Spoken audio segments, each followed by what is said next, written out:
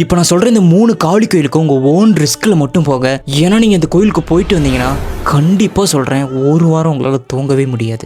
முதல்ல காமாக்கியா கோவில். இந்த கோயில் முழுக்க வெறும் ரத்தம் தான் இருக்கும். ரொம்ப முக்கியமாக அந்த அம்மனோட பெண் உறுப்புலேருந்து ரத்தம் வலிஞ்சிக்கிட்டே இருக்கும். அதை விட ரொம்ப முக்கியமாக இந்த கோயிலில் ஏகப்பட்ட உயிர் பலிகளை கொடுத்துருக்காங்க. ஸோ இதுக்கு முன்னாடி அந்த கோயிலில் மனித பலிகளை கொடுத்துருக்காங்க பல 100 வருஷங்களுக்கு முன்னாடி. சுருக்கமாக சொல்லப்போனால் இந்த கோவில் ஒரு ரத்த கோவில். 2வது சாமுண்டா தேவி கோவில். இந்த கோயிலுக்கு போகிறதுக்கு முன்னாடி 1000 தடவை யோசிச்சுக்கோங்க. உங்கள் வாழ்க்கையில் யாருக்காவது துரோகமோ இல்லை பொய்யோ இதை கெட்டதோ பண்ணியிருந்தீங்கன்னா அந்த கோயிலுக்கு நீங்கள் போயிட்டு வந்தீங்கன்னா 100% உங்களுக்கு உண்டான தண்டனை கிடைச்சே தீரும்.